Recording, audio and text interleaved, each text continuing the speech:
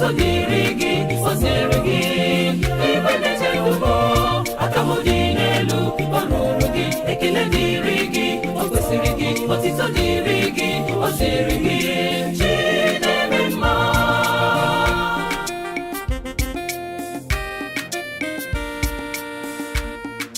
Chukwu kere nwagụ, agaghị ekwe ka nwagụ taa ahịhịa.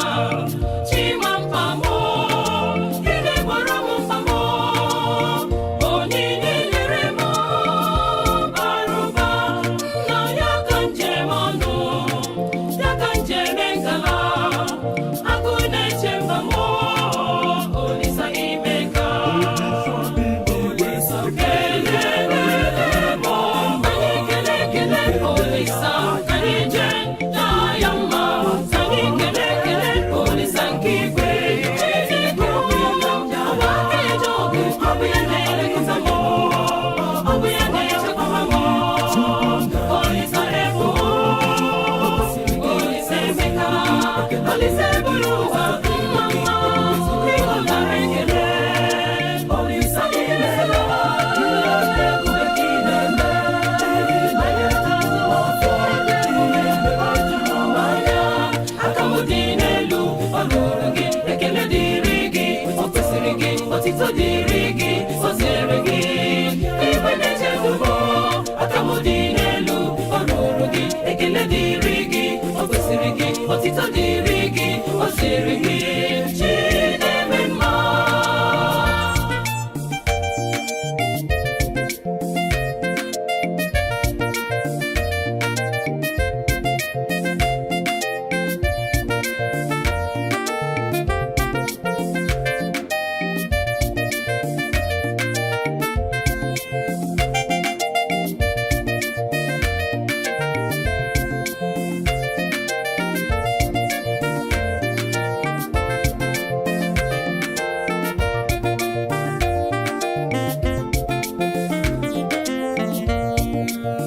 Nwa na-eso okenye, ọza ya ọsọ ọsọ ji, maka na aka na-aga n'akụkụ ọkụ, na-agakwa n'akụkụ ọnụ.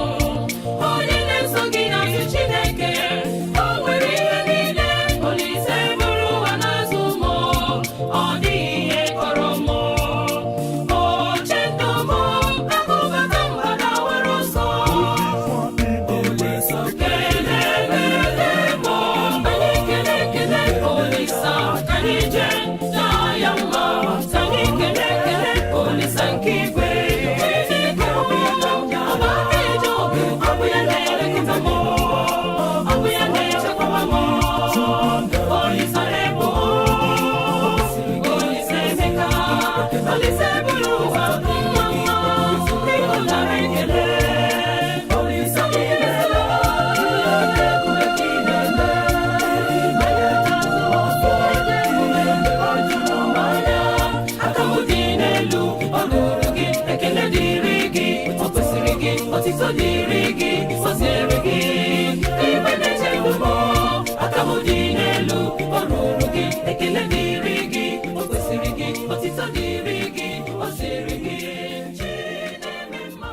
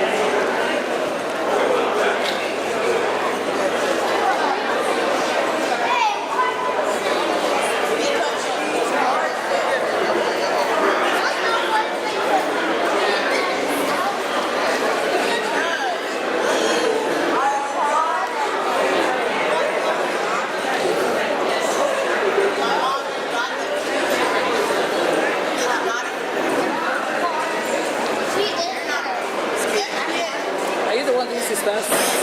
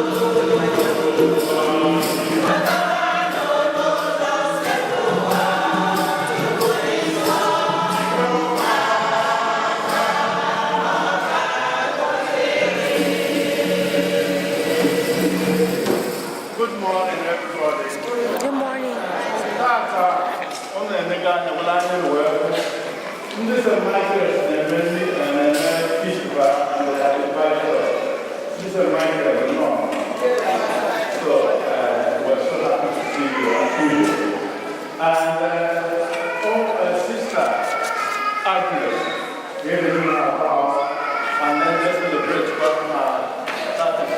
35 years of resistance from Africa. So, after the company, she will do that small ritual.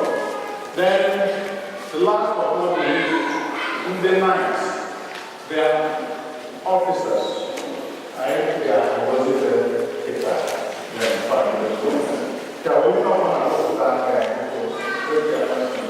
There are two of them here, and another guy the president is here, and the provost. So they are representing federal story. Almighty God, we give you thanks for the many and very great revealing of your church. Bless these officers of the Mass, of people Catholic community. Grant that through their vision and inspiration, they may be of service to this community and to the church, and bring honor and glory to your name. Grant this through Christ our Lord. Lord, bless your people and fill them with zeal. These people who have volunteered to become Mass. Strengthen them by your love and to do your will. We ask this through Christ our Lord. Amen. Now, mighty God, bless you, Father, the Son, and the Holy Spirit. Amen.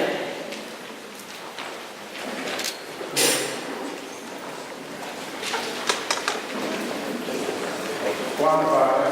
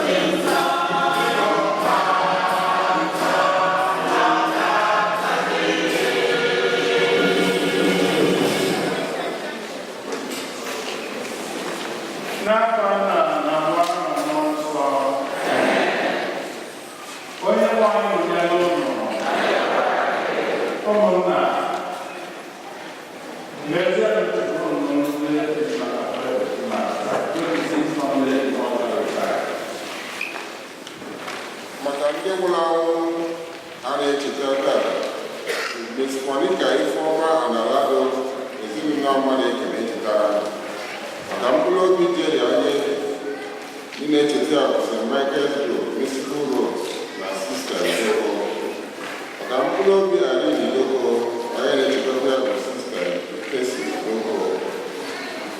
mkpụrụ obi Clement Ihezie Onu Narika na ọgọ anyị ụnyaahụ. Ndị a bụ maka ndị na-ekele Chukwu site n'ihe o mere ha, ifi obi ezinụlọ ya na ya Chineke maka ihe o mere ha. Sista Nnadi gbara ọgba ahụ 15 eji arụ ọrụ n'obi nke Chineke. Ọ na-ayọsịkwa Chineke ka ọ bụrụ ya gawa. Sista Teresa Ekekoro na-ayọsịkwa Chineke maka Sista Nnọrị. Ndị Misigoro na-ayọkwa Chineke maka Sista Nnọrị. Ezinụlọ Chilaka na-ayọkwa Chineke maka Sista Nnọrị maka ihe Chineke mere ha site na ngọzi na nchekwa na agbamakwụkwọ na ịkpa arọ ka bụ ezinụlọ ozugbo na yọ nke a. Maka ya, ihe ha bụ n'uche bụ ihe Chineke mere ha ka ezinụlọ Chilaka na yọ Chineke ahụ. Ezinụlọ Arịguzo na yọ Chineke ka o nwee ike ụmụaka ya na-atụlere medical board exam nwee ike ịpas na ihe ndị ọzọ ha bụ n'uche.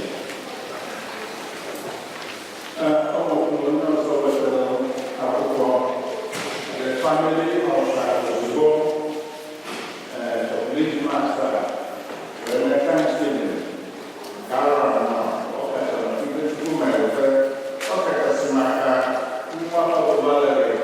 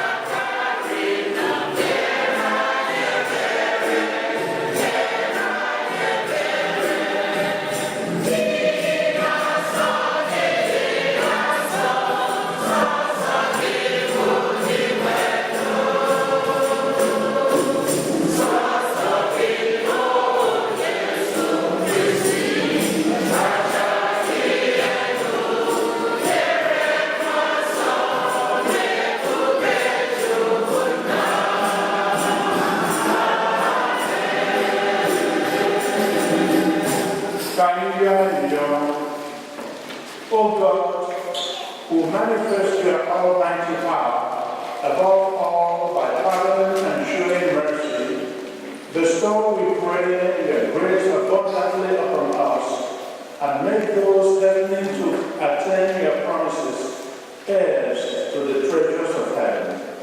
Through our Lord Jesus Christ, your Son, who lives and reigns with you in the unity of the Holy Spirit, one God, forever and ever.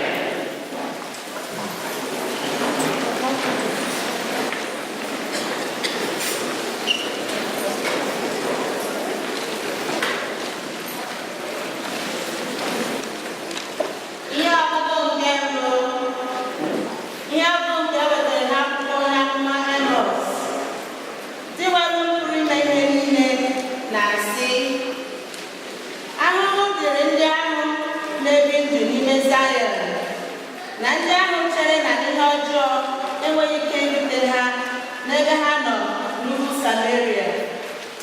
Unu na-edina n'elu akwa dị oke ọnụ ahịa nke eji ọdụ mee, na-eri anụ atụrụ dị mma na anụ ụmụ ehi gbara abụba.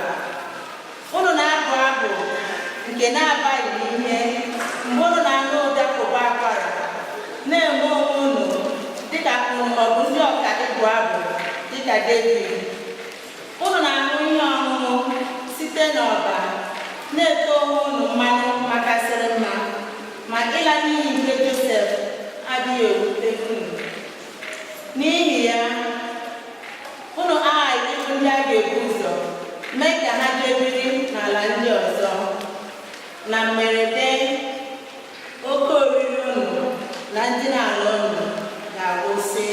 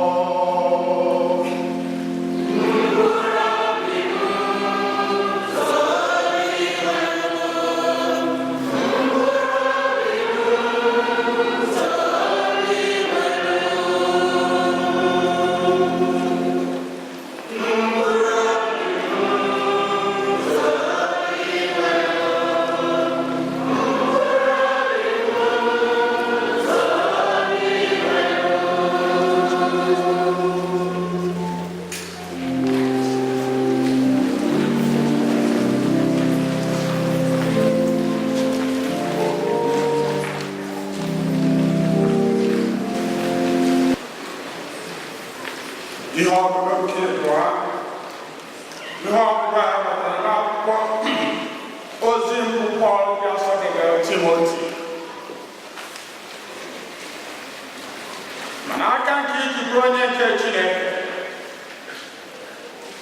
chọba ezi omume ịkwa aka ọtọ okwukwe ịhụnanya ikwudosi ike na ịdị nwayọ n'obi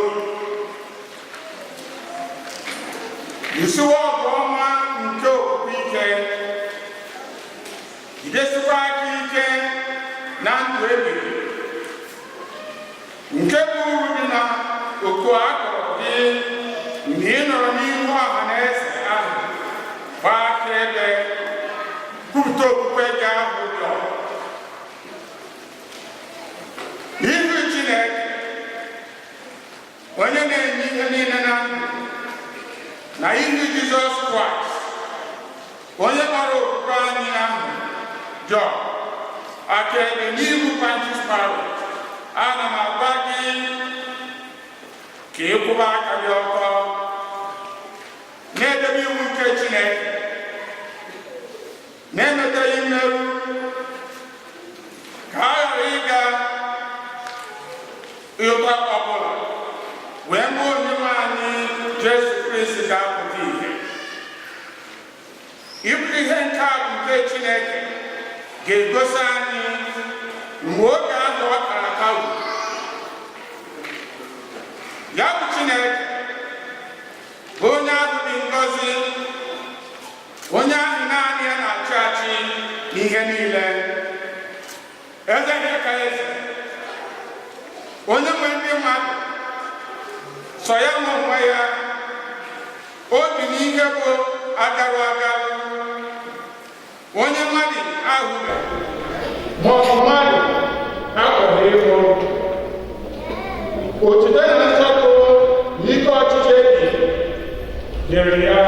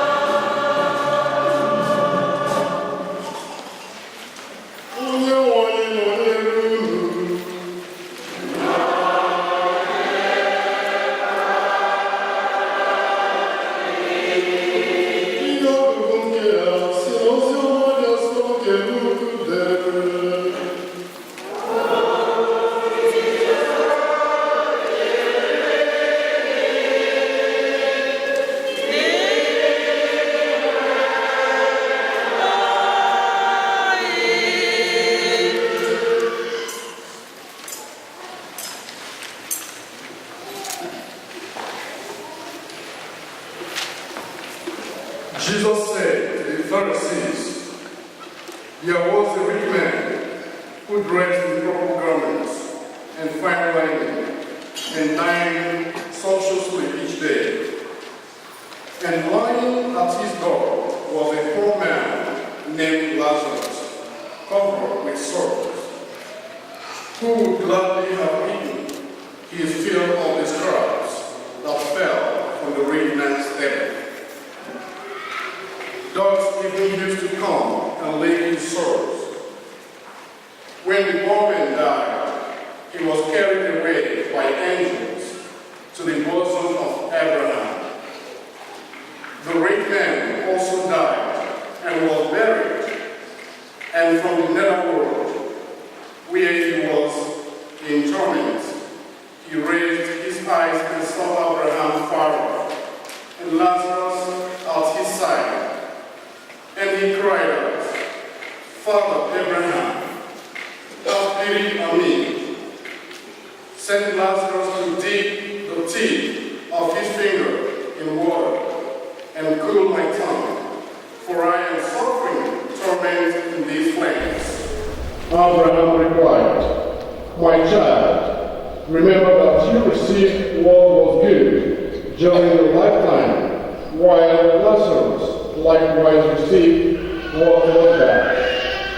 But now he is comforted here, whereas you are tormented. Moreover, between us and you a great chasm is established to prevent anyone from crossing, who might wish to go from our side to yours, or from your side to ours. He said, Then I beg you, Father, send him to my father's house, for I have 5 brothers, so that he may warn them, lest they should come to this place of torment. But Abraham replied, They have Moses and the prophets, let them listen to them. Then he said, Oh no, Father Abraham, but if someone from the dead goes to them, they will repent. Then Abraham said, If they will not listen to Moses and the prophets, neither will they be persuaded if someone should rise from the dead.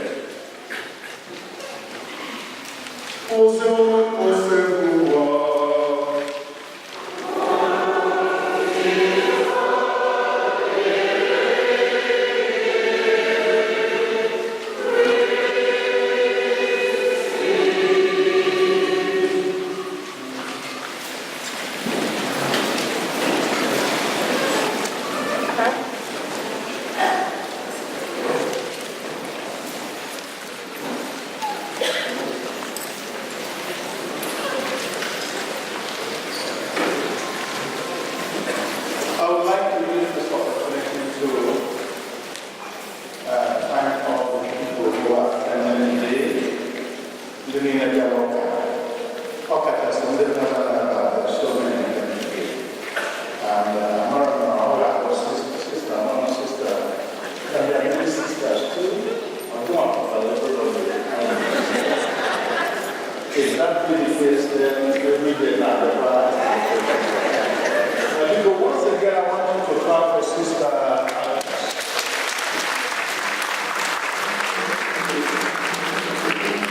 35 years is not 35 days. 35 years in the service of the Lord.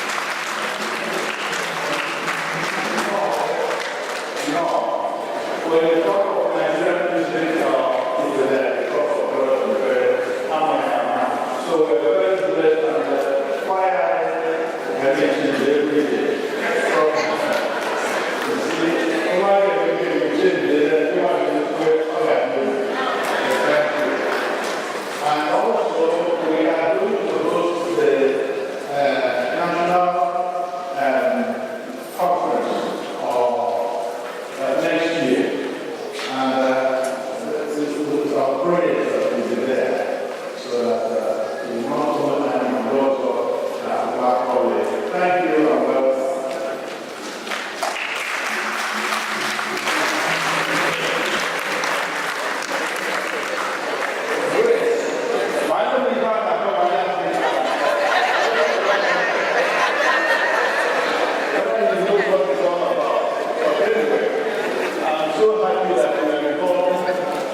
That you are involving them, that you are involving their children. Maka, as we said, we are moving and we are going to hand over the baton over the bias, not the baton, to the generation coming up. And it doesn't happen like this. You have to bring them up. And for now, 25 and then at the point they will start asking you questions.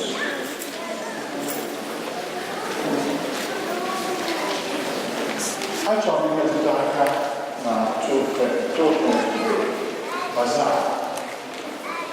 Bazaar. Don't be like me. When you talk properly, say, oh, Bazaar, what is next Sunday? When the government then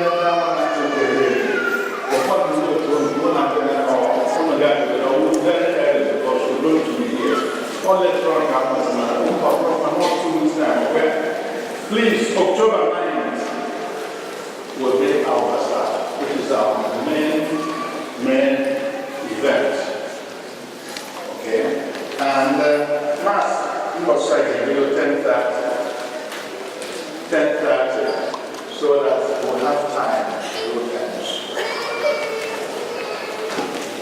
So before the Bazaar, and including that day, I get bonus. And Mama, you buy as well, harvest and Bazaar. That's what we are doing. Harvest and Bazaar. Why are we harvesting? I want you to listen to the excerpts from Exodus 22, 28 to 30. Do not be slow to make offering from the abundance of your treasured flour and your wine press. You must give me the firstborn of your sons. You must do the same with your flocks and the herds. This is the source of what we're doing. The firstborn. Often the night over those weeks. Because here, I harvested whatever the king kind of got to remove the poison from whatever. Only right then it is a harvested. And that they made with some kind of ceremony or feast. Okay, the good Lord started from the time of the Jews, the Jewish people.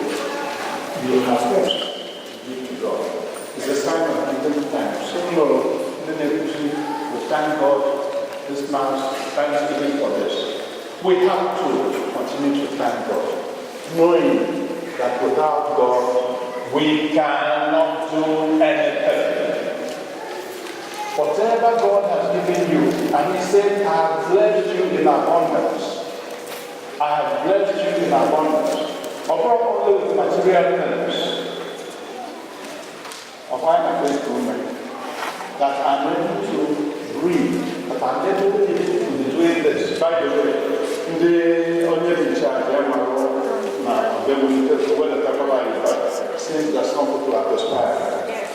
God. So please, let somebody please just bring down the temperature or raise it or bring it down, whichever. All right? Then,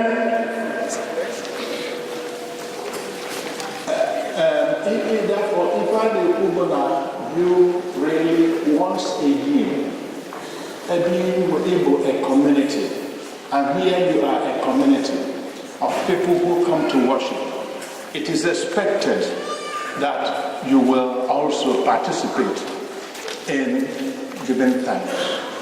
Oh, you will have a sign.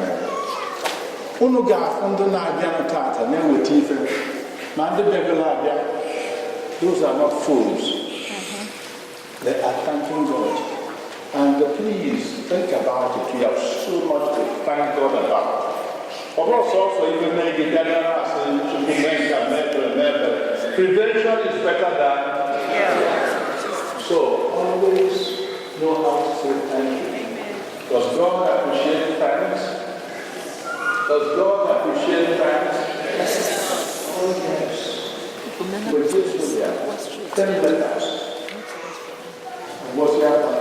In 1904. One, remember to come and say thank you. Often that Jesus had to the occasion is forever. And then I said, where are the rest? The other night, when we get 10 of them who were healed. So, if I think about this as we prepare for our Passover, think seriously about it. Give a little thanks now. What it means is that what I have, from what I have, I'm giving this. That's what it is. And when they come in the community,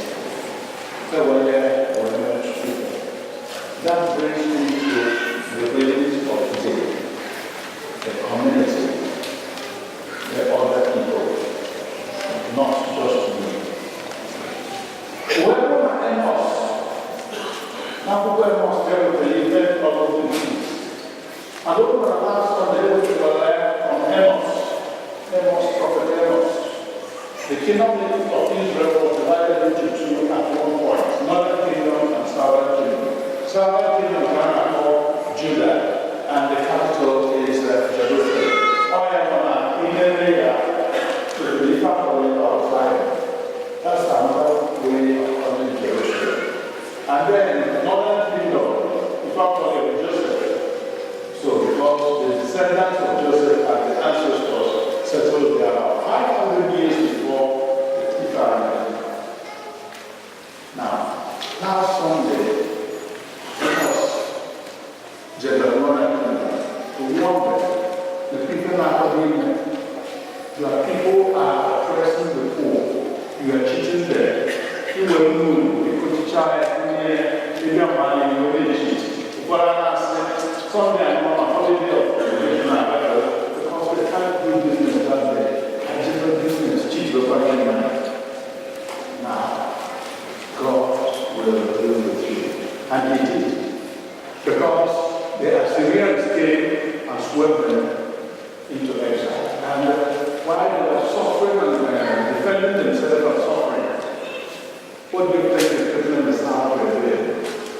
How you find around? You were complacent, enjoying yourself. Time, one go and read it again. And then the prophet, who was rejected in the north and came back to his place, were now brought. You too will pay for it. It's not proper that your own brothers and sisters are suffering and you are here enjoying sweet mountains. The Bible, this is the great message of the day. Know your brother, know your sister. And who is my brother, who is my sister? Anyone in need, according to Christ. Anyone. You know the parable of the Good Samaritan. Anyone. But where is it with the life of the gospel? The story of Lazarus and the rich man. Anna were Dives. And Dives in Latin means rich. So the traditional called Dives. Dives was enjoying life, plenty of money, plenty of wealth. And what happened? Lazarus and his gates for years, begging for the crumb. But I thought I didn't go down. No, I mean, very simple, a well-from bread from where to just that was what he was asking for, and it was not given. So they said that the source of the animal parts of the body. You have that. Now, that's that. Now, that's it. Are there people like that today? Yes. Do you see them? That's the question. Do we see them? Can you enjoy this rich environment? Yes, can you enjoy it?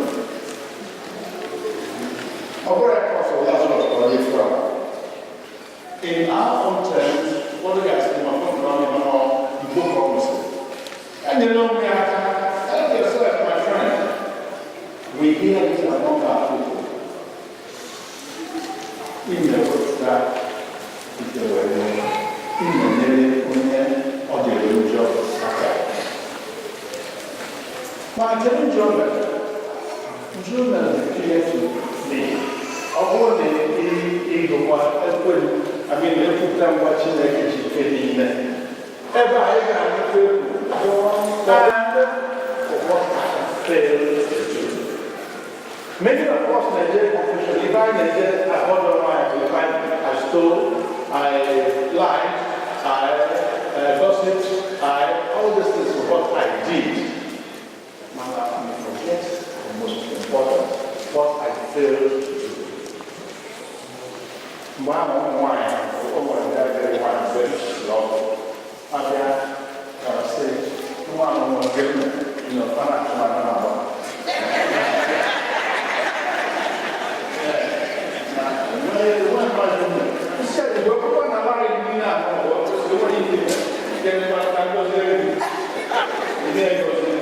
we can't give him a solution because when I look at it, I would have been nothing more if we are not really very positive in there. There are things you fail to do. Think about it. So, my brothers and sisters, you don't have to give them their believers. There is one life to live. To be seen or one. But it's up to that. If I just amplify parables about wealth, putting your part in material things. One point we just to I didn't see it. Everyone's in a wealth in job. I didn't see it. So before the people all will be used of it. How do you use it? Because they need more harvest, he got so much. The foolish rich man, or when making a city, I will have to expand my barn. So, okay, he forgot life. He forgot the next life. And I know that they can afford it. See, we call him foolish, but there are many of us who are that foolish. Even for them who call this thing, that for whom will all these things be when you are gone? For when they are gone or whatever, you cannot be in control of them anymore. And sometimes you pass it on to those who did not know the sweat. When we all the problem and when bye. And the kids will once you die, what happens? Civil war. I don't know your family. What you did. They don't know the value. If I don't many of them, they do what will. Well, they will, near school. I would need your University of Houston. Of one the rich, the Collins family. Not for their family, not for community. So, Jesus, I go like the other time. The foolish man, rich, or wanting to be rich. Last Sunday. And what did he do? I'm going to give account of your whatever. You might have account, you have to give account. Oh, now, good way, good way, foolish man. wealth. Jesus condemned it. And today he's condemning this kind of wealth. A man, James, a man. His sin is that of indifference. That no Nagamus never knew that Lazarus existed. He never thought about it. For him, Lazarus was like any of the objects on a further. And then Olusegun died, the other one died. The way changed it.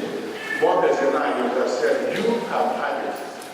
Now it's his turn.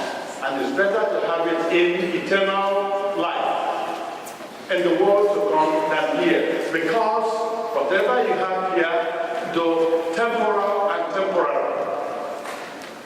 Temporary. How you call it? Temporary. Because if we go, when we Nigeria, as nothing they get. Mgbe ezi ga-anatakwa asịrị na biko ụmụakwara ọbụchakwa ndị na-ana. And I said, how did it go like that? It's temporary. But that's not forever. So, all the more for us to prepare life for the future. That brings me back to the bazaar. Thereby, think about it. Think of people you are going to help. Think of crisis in the money. Do not just be yourself, selfish, like and self-centered, like this Jabez.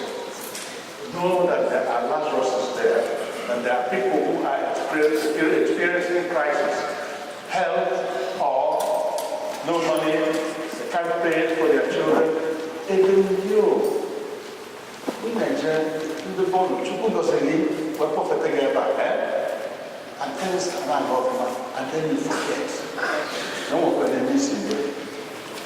When they don't mind and go, Father, when I said, oh, no, child. They were shocked. No one who know, our minister. Well, no one knows Japan is called. When you should improve. Man, I got 2 miles. Each delivery again. You do the diligence. Aside, it's a scandal. And that's what it is. That man, that minister, giving a message, can he maintain it now? And he's gone. So, my friends, think of others. Think of those of James Balina. True religion, pure and simple,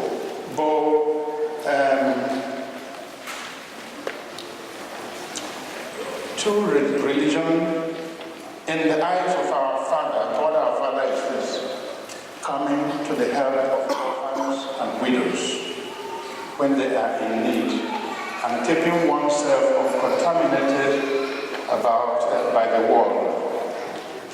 Young one Pastor John Gopalai, a faith without good works is dead, is useless. So I never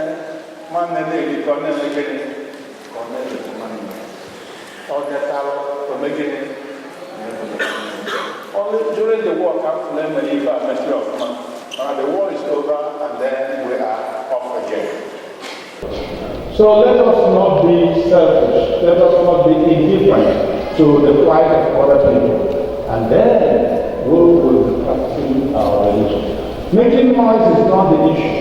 When we are expected from morning till night and so on and so forth.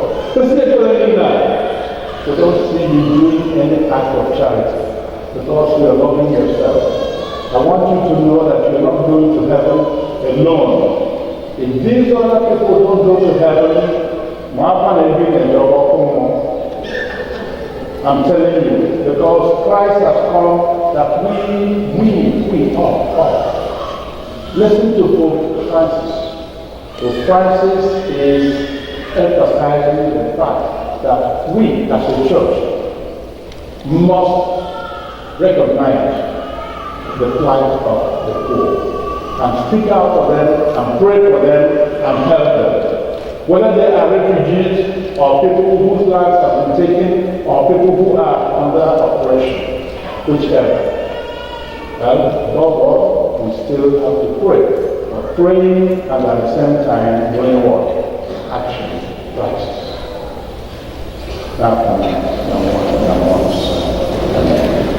Kita, Ngamadan, Sister Agnes, the men at home, please watch and join the choir to sing.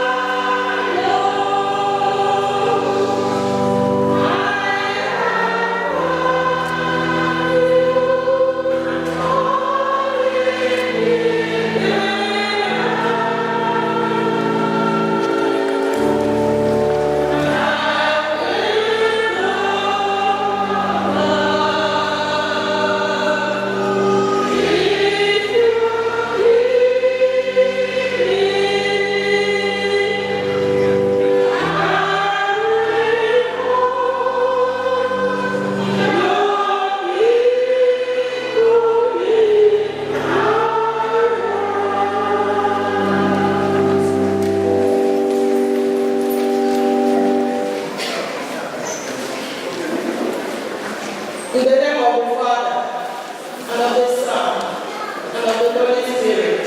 Amen.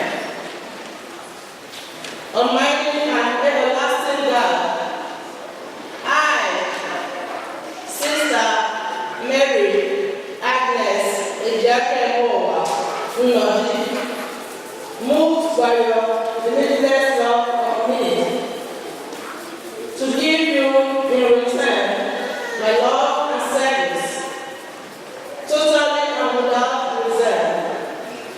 Kneel, stand in the presence of the Blessed Mary, Virgin Mary, and all the saints, and renew to your divine majesty my simple perpetual vows of chastity, poverty, and obedience to family, according to the Constitution and the doctrine of the members of the Holy Child Jesus. I ask you, in your goodness as my Father, to accept my offering, and conscious of my human frailty, I pray that as you have given me the desire to make this sacrifice, you will give me, through the grace of your Son, Jesus Christ, has won for me the strength and constancy to fulfill it generously to the hour of my death. Amen.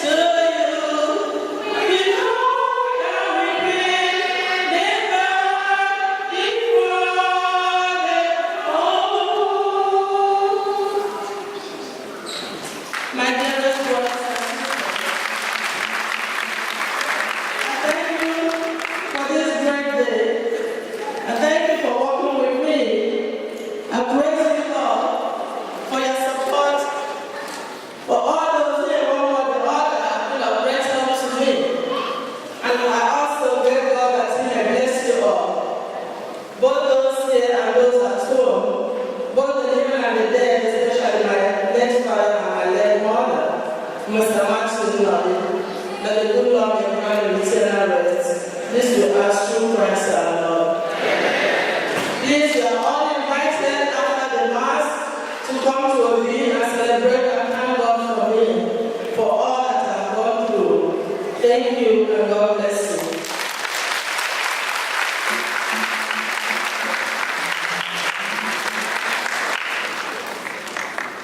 My God, how we praise.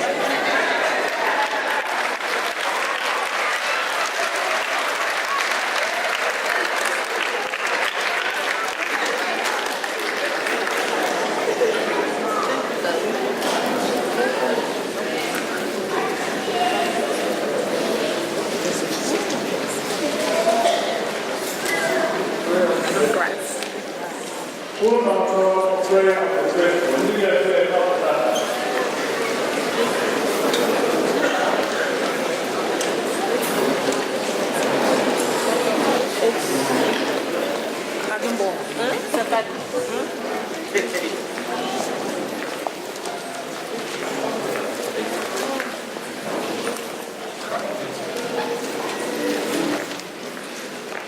Let us offer our prayers and thanks to our Almighty God for all the patience that God has bestowed on us today. May He give us the Spirit to see and to hear His voice in our community for the call to help the poor and for all our intentions that we have in this Mass.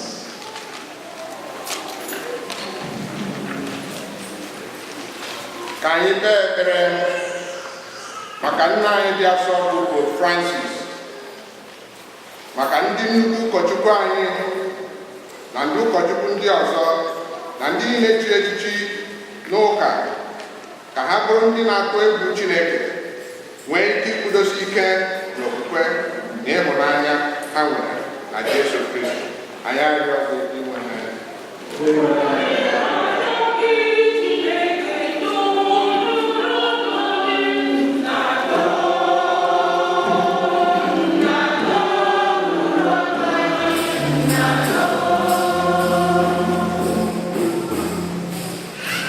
Ka anyị kpee ekpere maka obodo ndị niile nọ n'ụwa, ka obodo ndị na-eme ọfụma ghara ịgbakọta obodo ndị ihe na-atụ esiri ike azụ, kama ka ha jiri ịhụnanya gosi ndị ụwa na-atụ n'ọnụ ekpere. Anyị arịọ gị Igbo dị ịhụnanya.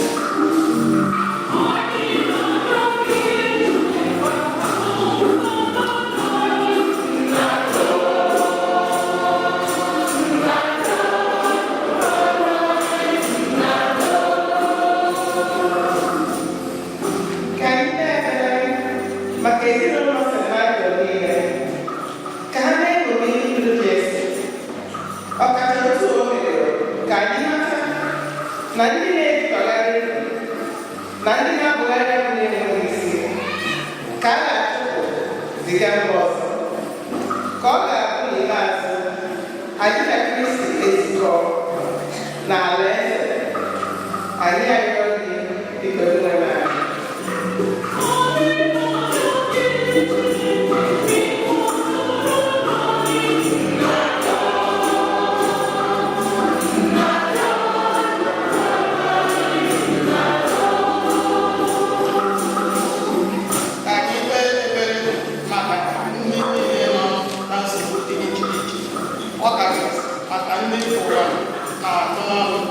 na ndị na-akọ ọrịa dị enweghị ọrụ, ndị enweghị mmadụ na ndị mbụ nọ na iso ka anyị gosi ha ebere na ịhụnanya site na ekpere ha na-ekpe.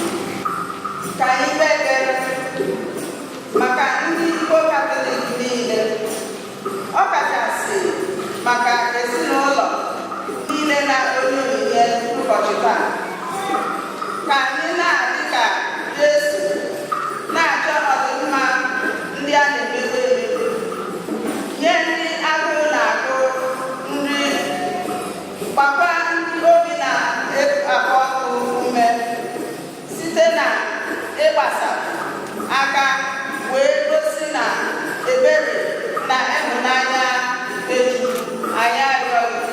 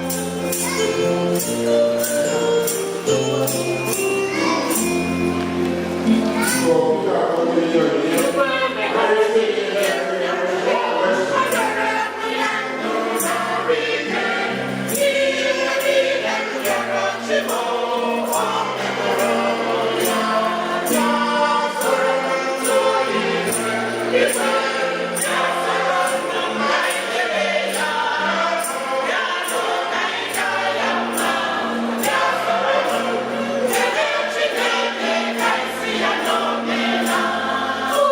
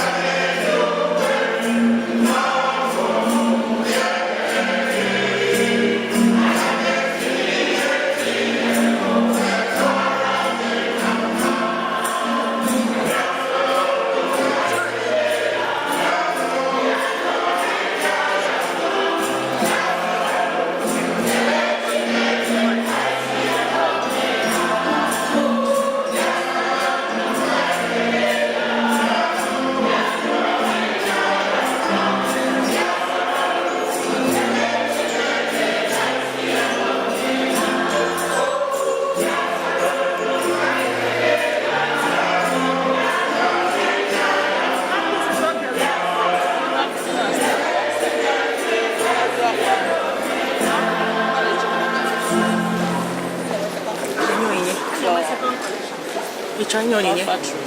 Okay.